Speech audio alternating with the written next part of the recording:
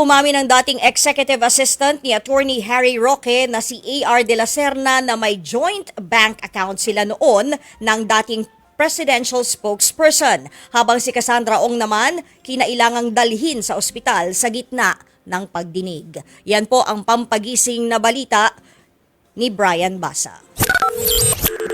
Muling ginisa ng mga kongresista ang stakeholder ng Whirlwind Corporation na si Cassandra Lee Ong sa pagdinig ng Quad Committee kanina. Nasubok ang pasensya ng ilang mambabatas matapos iwasan ni Ong na sagutin ang mga tanong kaugnay ng kanyang pinag-aralan at kinalaman sa ni-raid na Pogo Hub na Lucky South 99 sa Porac, Pampanga. Nag-aral ka ba na elementary? Hindi. Opo. Ayun, sumagot ka din. High school, nag-aral ka. Mr. Chair. Hindi po, Mr. Chair. So, hindi ka nag-high school, elementary lang nga tapos mo. Elementary lang. Opo. Ay, Mr. Chair, genius to. Genius. Elementary lang ang natapos niya, pero pinapaikot mo si Congressman Fernandez. Nabanggit din ni Ong na ninong niya at best friend ng kanyang ina ang big boss ng Lucky South 99 na si Duan Ran Wu. Personal translator daw ni Wu si Ong. Nakatira silang dalawa sa iisang bubong. Pero itinanggi ni Ong na sangkot siya sa pagpapatakbo ng Pogo. Nagpapaupa lang daw ang kanyang kumpanya sa Lucky South 99. Yung Lucky South 99 nung una, maliit lang po. Pero po, again, hindi po ako naging incorporator po ng Lucky South.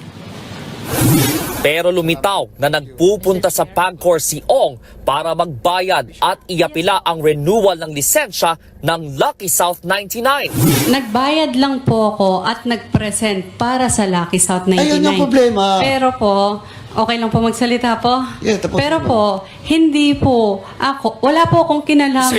Mr. Chair, I'm sorry. We cannot allow this kind of attitude from Ms. Ong. Allow the members to finish their question, okay? Masyado kang pa-cute eh.